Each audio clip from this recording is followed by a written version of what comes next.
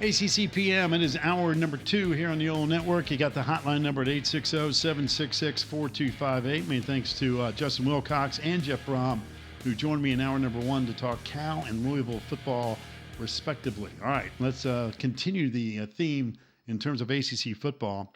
Last Saturday, the Tigers had their spring game down in Death Valley. Of course, Dabo Sweeney joined us last week as well and felt good about the running back room. And, of course, he was looking forward to seeing some competition on Saturday. So who better to break it down than our buddy Grayson Mann, who makes his debut here on the program from TigerNet. Grayson, good seeing you again.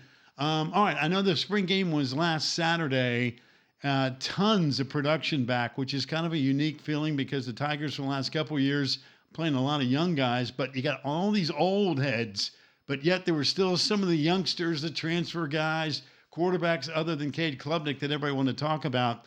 What jumped off the screen, if you will, on Saturday? Give me 2 or 3 names that you said, hey, you know what? Pay attention to these guys. I think I would be remiss if I didn't start with the name Tristan Smith, the transfer from Southeastern Missouri State. That really a big day for him. Came out that first practice, and it really felt like there were some nerves that he had to shake off. And as he's evolved over time and really gotten acclimated to this level, you really saw the big catch radius. It sort of reminded me of a Mike Williams, T. Higgins hybrid type, where you got that body length, you've got the catch point where a quarterback's got a ton of security, and you can see there Smith making that big catch there, the stride as well. A lot of people in the press box and fans that I talked to were like, wow, this is a guy that can make plays, and he might be Clemson's 4th or 5th option looking at this offense as a whole. So talking to him afterwards as well, just said it was a real momentous day for him in terms of just the journey that he's been on. And so it was really remarkable to see him make plays. Another one that really jumped off the page to me was Brayden Jacobs, the tackle that has really had the kitchen sink thrown at him with Tristan Lee's injury this spring. And so you have a guy that's going up against TJ Parker, another transfer in Will Helt, and really, for the most part, held his own and won a couple reps that were pretty impressive. Had a couple texts during warm-up saying that that's a dude right there. And so a lot of impressions on the younger guys. It was a big day for Chris Vizzina and Chris Denson. I'm sure we'll get into those in a second. But Tristan Smith, big day for him. Dabo Sweeney, it was a necessary day to get his confidence rolling as the fall creeps into the calendar. Grayson, isn't it interesting how a couple years ago, Clemson's wide receiver core prior to that was just elite beyond elite, right? I mean, just NFL dudes all over the place. And then there seemed to be Dabo recruits. Of course, he wasn't doing any of the transfer portal, and you got all these 5-star guys that didn't quite develop like expected. And again, that's all part of recruiting. You never know.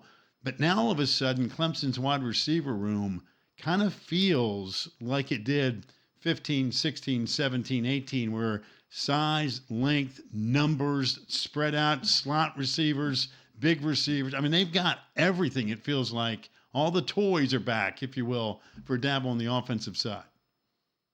They talked about it last fall where they wanted to earn that wide receiver U mantra back. And I think this group over time, when you combine Bryant Wesco, TJ Moore, the freshman newcomers that I feel like still have a level to tap into, or Antonio Williams coming back from an up and down sophomore campaign, and then you add Tyler Brown this offseason, Tristan Smith through the transfer portal, the toys are back. And for a quarterback like Cade Klubnik that's coming into this year with plenty of expectations, Heisman-level expectations, he's got a lot to really work with, as well as a talented backfield that's going to have a lot of variety and a lot of options.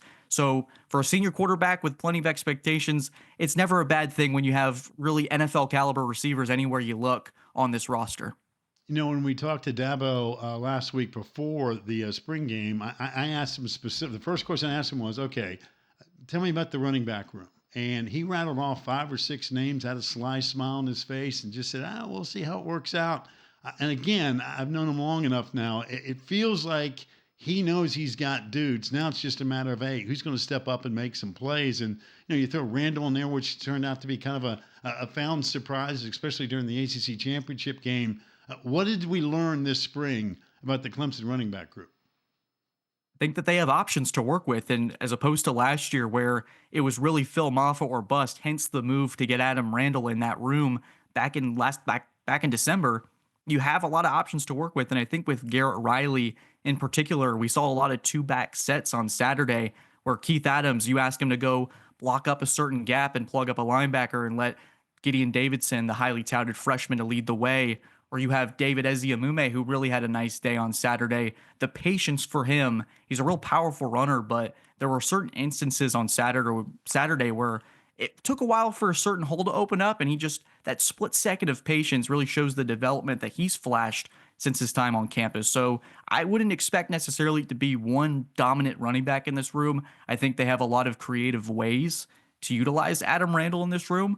And then you pair that with a youngster, Gideon Davidson, you had Eziomume, Jarvis Green still around. Now, the portal may tell us a lot once that window opens, but I think as of right now, you've got a three-headed monster that you can utilize a lot of different things with, and that only serves this offense that has a real bevy of talented playmakers. And Grayson, it sounds like too, from the running back perspective, it's a bunch of different type of styles. It's not just one guy that all they look. Everybody looks like they're 5'11", a buck 95, and can juke everybody out of the box. They've got size, they got speed, they got power, they got finesse. It's really kind of an interesting combination that Dabo's got in the backfield. Yeah, situationally, they're going to be able to make things work. And like you alluded to, they've got not just the guy that can juke you out of your socks, they got someone that can bulldoze, they got somebody that can be a third down scat back. They have a lot of options.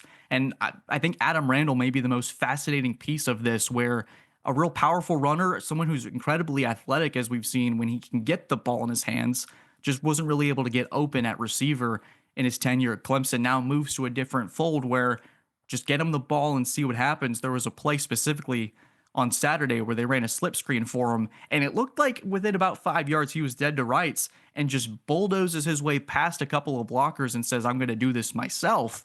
And I think that you start to see the vision there of maybe Randall's not your typical 1 to 3 down running back. He's more of just a situational guy. You maybe move him out of the backfield to see if you can get a quick look from defense, whether it's going to be a man or zone look, just as a way to give the quarterback an extra tell.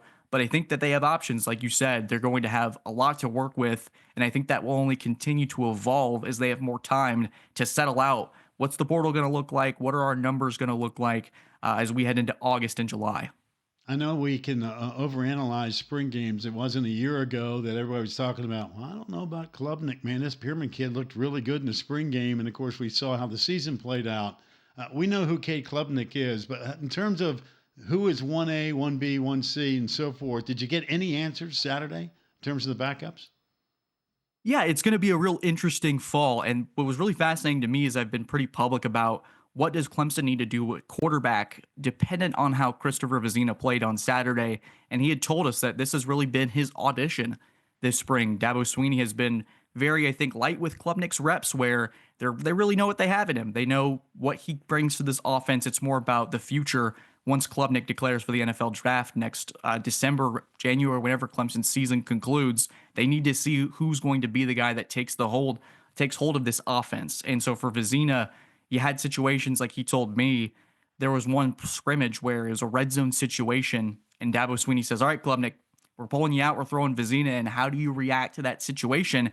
Goes in and throws a touchdown. And I think this spring, when you compare it to last year's performance, it was night and day. And you have Vizzina a little more confident, more decisive, made a couple of plays with his legs. But I think really, Mark, the quarterback that stole the show for me was Chris Denson, their late flip out of Coastal Carolina, the 3-star product that a lot of fans have been like, wait, who? And sort of having to evaluate who he was, sort of came out of nowhere. I won't forget Dabo Swinney talking to us during National Signing Day, pointing to everybody in the room. Have you seen his tape? Have you seen his tape? Have you seen his tape? Trying to get the point across that they had found this diamond in the rough product. And I think I'm inclined to agree with him. The footwork, the poise, the delivery. Now, he's only been on campus, so he's still dipping his toes into the shallow end of the pool here. But if you can track that development over the next course of maybe 6 months to the next year, Clemson may have a serious quarterback competition on their hands should they choose not to dip their toes into the transfer portal and try to find maybe a one-year rental there. I think they have something here, and I think that's a better answer than maybe fans thought about a couple months ago. Speaking of night and day, boy, everybody's saying the same thing about Tom Allen. What he has brought to this team already, just the enthusiasm, the energy, the edge that might have been missing. Again, the Tigers' defense, despite winning the ACC championship and getting to a college football playoff, that did not look like Clemson defense. I mean, they missed tackles galore. I don't need to beat this up, but man, that needed to be addressed, and it was. But Tom Allen feels like the right fit in terms of just the energy and let's get back to basics, learn to tackle the man with the football. That seemed to be emphasized during the spring. There's one practice where I think Tom Allen said maybe 20 times, we're going to be the best tackling team in America. And just following him and the presence that he's brought, it's maybe cliche to say it's different around here, that there's a different feeling in the air, but certainly in this case there is. And just looking at the product that we saw in the spring, where you have guys that are the Sammy Browns of the world, the Wade Woodazes, and you look at tackles from last year, watching South Carolina and Texas last night, and it's just a different universe, really, to be blunt with you, man. And looking at the spring and what we got there, the tackling is miles better. And Allen's been on campus for maybe 2 months and really getting to get the football of it for even a shorter amount of time. So I think the job that he's done already is evident. And there's just a different energy and maybe a different urgency for this group with the level of returners that you have and the talent and the continuity that you're able to bring. Allen feels like that missing piece and presence on the sideline that can really steer this ship in the right direction. What do you think the weakness is on this defense? I think cornerback depth is the thing I'm concerned about, and Sweeney had alluded to it a couple weeks ago where he was like, go ahead and print that. The cornerback depth isn't good enough. And I think we saw that on Saturday, particularly when you get past the Avion Terrells, the Khalil Barnes, the Shelton Lewises of the world.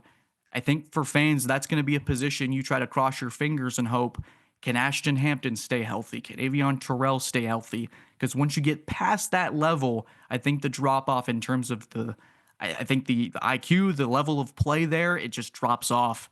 And so I think that's an area of concern on the defensive side. But if you've got a front seven that can get to the quarterback on a consistent level, that may be able to mask or camouflage some of those flaws on that front side. You know, I know there was a ton of upbeatness in terms of, hey, the openers against Georgia, et cetera, a year ago. I mean, that opener with LSU coming to Death Valley feels like a monster, really, quite frankly, for both teams, doesn't it? I mean, it's going to be a humongous football game. Oh, absolutely. You have Brian Kelly coming back to Death Valley. You have two teams with a just front load of expectations. This season, you're going to have a lot of eyes on it and could potentially be the site for College Game Day, depending on how ESPN decides to structure the schedule there. I think there's a couple of really packed college football games that week as well. So there's going to be a lot of eyes just throughout the day. But for Clemson and LSU, have to get off on the right foot.